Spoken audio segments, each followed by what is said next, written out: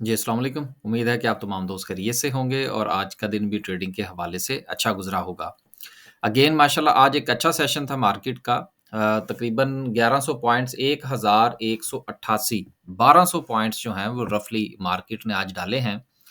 लेकिन मसला ये है कि अगर आप मार्केट का हाई देखें, तो मार्केट का हाई जो है वो 62,750 का था।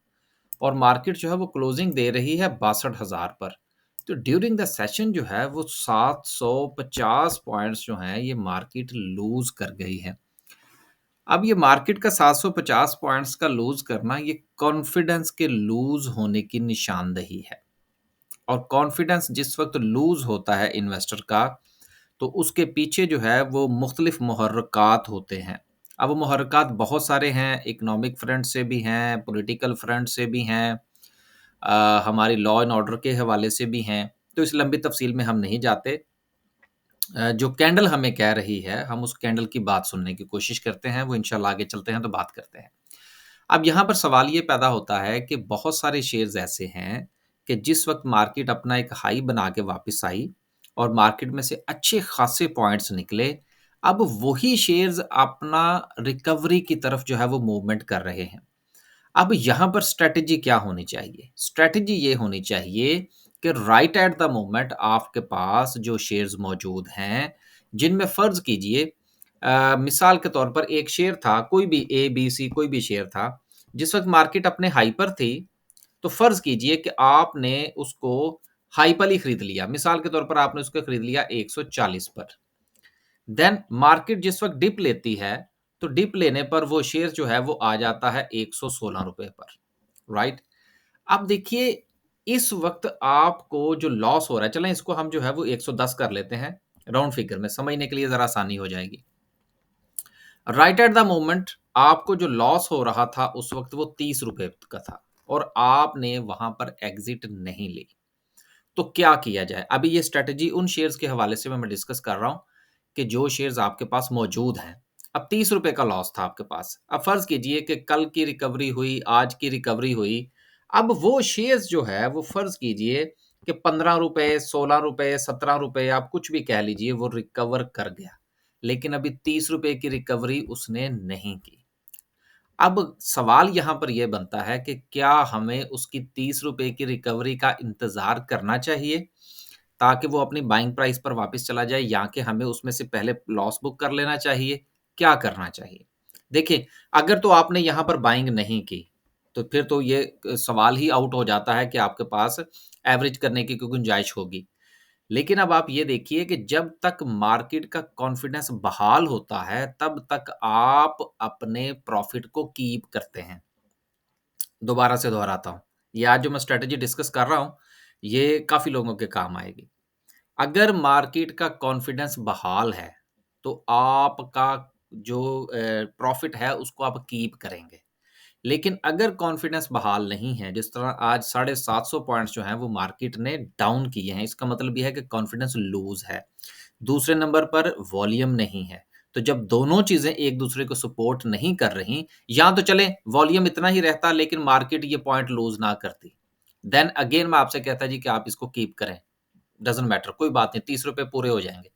लेकिन अब चूँकि ऐसा नहीं हो रहा, मार्केट लूज़ कर रही है, तो आपके पास जो मौजूद शेयर है, उसका नेक्स्ट रेजिस्टेंस देख लें before your buying price.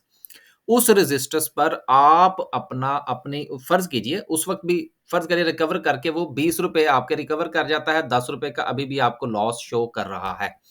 Then आपने क्या करना है कि यहाँ पर ₹10 लॉस के साथ, ये ज़रा ज़्यादा हो गया, इसको थोड़ा कम कर लेते हैं।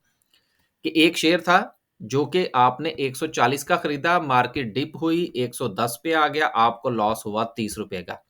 अभी तक जो है वो फ़र्ज़ कीजिए कि सिर्फ़ ₹15 रिकवर कर पाया, लेकिन मार्केट में कॉन्फिडेंस थोड़ा शेक होता हुआ नज़र आ रहा है। अब आपने क्या करना है, उसी शेयर का जो कि गिरा था, उसका देखें कि फर्स्ट रेजिस्टेंस कहाँ पे आ रही है। वो रफ़री वहाँ पर आ रही होगी जहाँ पर आपकी लॉस की रिकवरी को 20 से ₹22 होगी।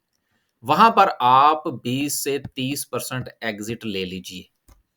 जब आप 20 से 30% एग्ज़िट ले लेंगे, देन गो के देखने के तो आपको ऐसा लगेगा कि यार मैंने जो है वो अभी मेरे ₹10 लॉस रहता था, कोई बात नहीं।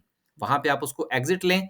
जैसे ही मार्केट का कॉन्फिडेंस, अगर तो वो उसको कीप करता है, मार्केट का कॉन्फिडेंस बहाल हो जाता है, जो कि अभी फिलहाल मुझे होता हुआ नजर नहीं आ रहा, देन आप अपने टॉप पर जाके बाकी में से कुछ जो है वो एग्जिट ले लीजिएगा। लेकिन अगर ऐसा नहीं होता, जो कि मुझे लगता है कि ऐसा नहीं होगा, देन उस रेजिस्टेंस से वो शेयर वापस आएगा। तो जो शेयर जितनी क्वांटिटी आपने इस लेवल पर बेची होगी 10 रुपए के लॉस के साथ, उसको बाय बैक कर लीजिएगा। जब आप उसको बाय बैक करेंगे तो जो आप लोअर पे खरीदेंगे, कुछ क्वांटिटी आपकी आ जाएगी 140 पर, कुछ क्वांटिटी जो आपने बेची होगी 20 रुपए के 10 रुपए के लॉस के साथ, उसको आप वापस बाय कर लेंगे। तो वो आपकी 10 रुपए का प्रॉफिट हो जाएगा आपको, कि जो आपने 125 पर बेचा, उसको आपने वापस 110 पर बाय कर लिया, तो 15 रुपए पर शेयर जो है ये आपको प्रॉफिट होगा। और ये जो प्रॉफिट होगा, इसको आप अपने इस लॉस में से जिस वक्त माइनस करेंगे या बाइंग प्राइस में से माइनस करेंगे, तो आपकी एवरेज प्राइस जो है वो ऑटोमेटिकली नीचे आ जाएगी। ये थोड़ी-सी कॉम्प्लिकेटेड स्ट्रैटेजी है, जो मैंने थोड़ी-सी आपको एक्सप्लेन करने की कोशिश की है अकॉर्डिंग टू मार्केट सिचुएशन। तो उम्मीद है कि इस स्ट्रैटेजी से, जो मुझे बहुत सारे मैसेजेस आए, जी हम फँसे हुए हैं, क्या करें, हम फँसे हुए हैं, क्या करें?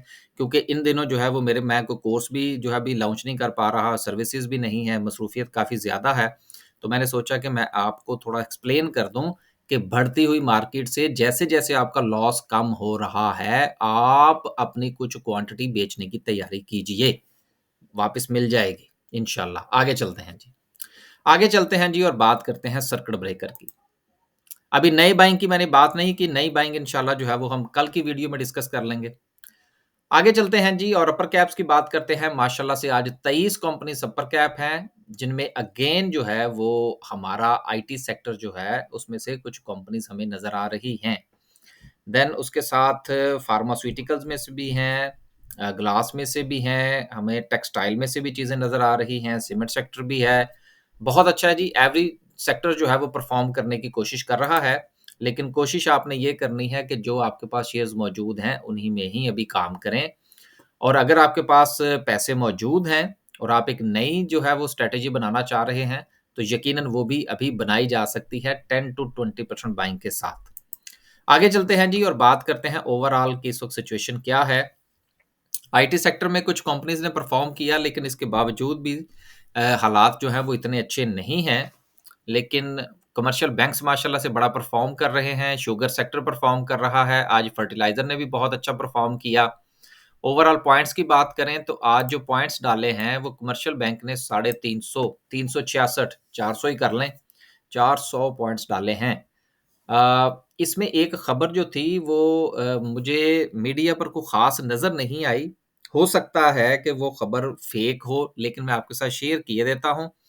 मुझे खबर ये मिली थी कि इनके ऊपर जो विंडफॉल टैक्स लगा था बैंक्स के ऊपर, वो कोर्ट ने उड़ा दिया है। इस हवाले से अगर आपके हाथ कोई पक्की खबर हो या कोई नोटिफ़िकेशन हो किसी के पास, तो वो मुझे ज़रूर सेंड कीजिएगा। चूँकि टाइम डिफरेंस के हवाले से बहुत सारी चीज़ें जो हैं वो, चूँकि मीडिया का बहुत भरमार होती है, तो बहुत सारी चीज़ें दब जाती हैं। तो अगर किसी के पास कोई कन्फर्मेशन हो तो वो प्लीज़ मेरे साथ शेयर करें। ऑयल एंड गैस की बात करें तो 170 पॉइंट्स का इज़ाफ़ा है, सीमेंट सेक्टर की बात करें 157 है, देन पावर जनरेशन है, फर्टिलाइज़र है, टेक्सटाइल कंपनीज़ हैं एंड सो। आगे चलते हैं और बात करते हैं कैंडल की, जो कि ज़्यादा इम्पोर्टेंट है। इम्पोर्टेंट बात सबसे ज़्यादा जो है वो ये है कि मार्केट में वॉल्यूम जनरेट नहीं हो रहा। और जब तक मार्केट में वॉल्यूम जनरेट नहीं होता, मार्केट का कॉन्फिडेंस बहाल नहीं होगा, जैसा कि अभी हमने पहले आपसे गुज़ारिश की। तो कॉन्फिडेंस बहाल ना होने की सूरत में कोई बहुत बड़ी बाइंग जो है वो यहाँ पर नहीं की जा सकती। हाँ, अगर आज का जो वॉल्यूम था, वो अगर कल के वॉल्यूम को या उससे 1 दिन पहले के वॉल्यूम को अगर इंक्रीज़ कर जाता थोड़ा-सा, और हमें थोड़ी-सी बड़ी कैंडल जो है वो यहाँ पर देखने को मिलती, उसके साथ यहाँ पर सस्टेनेबिलिटी मिलती, तो यकीनन एक नई बाइंग बन सकती थी, एक नई रैली बन सकती थी, जो कि 67,000 का जो बैरियर है उसको क्रॉस कर जाती। लेकिन अभी ऐसा नहीं है। लिहाज़ा अगेन वापस मैं अपनी उसी बात पर जाऊँगा कि आपने अगर नई बाइंग करनी है, तो 15 से 20% जो है वो आप बाइंग कर सकते हैं, लेकिन किन शेयर्स के अंदर करेंगे? यहाँ पर एक इम्पोर्टेंट पॉइंट है। देखिए, एक चीज़ आप ज़हन में ज़रूर रखिएगा, वो ये है कि अगर एक कंपनी जो 67,000 पर मार्केट चली गई और उसके शेयर्स के अंदर ख़ास इज़ाफ़ा नहीं हुआ था। मिसाल के तौर पर यहाँ पर भी एक एग्ज़ाम्पल ले लें, तो फिर हम वीडियो के इख्तिताम की तरफ चलते हैं। स्ट्रैटेजीज़ जो है ना, ये समझा करें, अगर आप स्ट्रैटेजीज़ समझ में आ गई, तो फिर शेयर्स आप खुद ही तलाश कर लेंगे।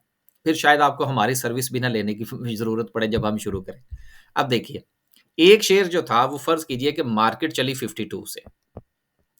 52 से मार्केट चली और मार्केट चली गई 67 पर।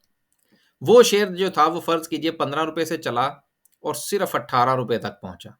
नथिंग, कुछ नहीं हुआ उसके अंदर। लेकिन जिस वक़्त मार्केट गिरती है, तो वो 18 से गिरता है और ₹15 को तोड़ के ₹14 पे आ जाता है। अब यहाँ पर देखने को तो हमें ये मिलेगा कि यार इस शेयर के अंदर जो है ना, ये बड़ा सस्ता शेयर है और हम इसके अंदर इस वक़्त बाइंग कर सकते हैं। ऐसा मत कीजिएगा। ऐसे शेयर से आपने परहेज़ करना है। आपने उस शेयर की तलाश करनी है कि जो 52 पर था, तो फ़र्ज़ कीजिए कि वो शेयर था ₹80 का। लेकिन जिस वक़्त वो मार्केट 67 पर चली गई, तो वो शेयर 120 का हो गया। फिर जब मार्केट गिरती है, तो वो क्लोज़ होता है ₹95 के ऊपर। देन ऐसे शेयर्स को अगर आप खरीदेंगे, तो वो 95 से उठेगा, कोई 108, 105, 107, 110 तक आपको रिकवरी दे देगा जब मार्केट 67 पर वापस जाएगी तो। लेकिन अगर वो नहीं भी जाती, देन फिर भी आपको वहाँ पर उसमें से कुछ ना कुछ प्रॉफ़िट हो जाएगा। तो बेसिकली आपका जो इंडेक्स है, ये आपको बता रहा होता है कि इन्वेस्टर की जो इस वक़्त की साइकोलॉजी है, वो क्या है। तो इन्वेस्टर इस वक़्त डरा हुआ है, वॉल्यूम नहीं है मार्केट के अंदर। या तो मार्केट की रिकवरी में हमें वॉल्यूम नज़र आता, तो फिर तो मैं आपको कहता जी कूद जाइए। इस किस्म के शेयर्स के अंदर भी आप जो है वो रिस्क ले लीजिए। तो बस आज के लिए सिर्फ़ इतना ही। 2 स्ट्रैटेजीज़ आपके साथ शेयर की हैं। 2 चीज़ें आपके साथ जो है वो मैंने डिस्कस करने की कोशिश की है कि मार्केट की रिकवरी इस वक़्त जो चल रही है वो विद कॉन्फिडेंस नहीं है। लिहाज़ा अपने-अपने पोर्टफ़ोलियो में जो शेयर्स रिकवर कर रहे हैं in the form of the percentage, कि आप उसमें से अपने लॉस को कम करें, प्रॉफ़िट की तरफ भागने की कोशिश अभी फ़िलहाल ना कीजिएगा। आहिस्ता-आहिस्ता अपनी जो स्ट्रैटेजी है उसको चेंज करें और कैश हाथ में रखें। जो सिचुएशन इस वक़्त चल रही है मार्केट में, हो सकता है कि अगले हफ़्ते जब नया सूरज तुलू हो 2024 का, तो मार्केट आपको एक अपॉर्च्युनिटी फ़राहम करे। और वैसे भी मार्केट जो है वो अपना पहला लोअर हाई बना के वापस जा रही है। जब तक 67 क्रॉस नहीं होगा, एक अच्छा बुलिश ट्रेंड आपको नहीं मिल सकता। तो जब तक मार्केट 67 पर फ़र्ज़ करें पहुँच ही जाती है, तो आपके हाथ में कैश होना चाहिए। ताकि अगर एक नया बुल रन जो है वो आपको देखने को मिलता है, तो आप उसमें सवारी कर सकें। ये ना हो कि आप अपने शेयर्स के अंदर बैठे हों और आपके शेयर्स वो वाले हों जो कि 67 के बाद भी मार्केट चले तो वो शेयर ना चलें। शेयर्स के ऊपर देखिए कितने गिरे थे, कितने परसेंट रिकवरी हो रही है, क्या उसमें रिकवरी के चांसेस हैं या नहीं? अपने-अपने पोर्टफोलियो को ज़रूर देख लीजिए।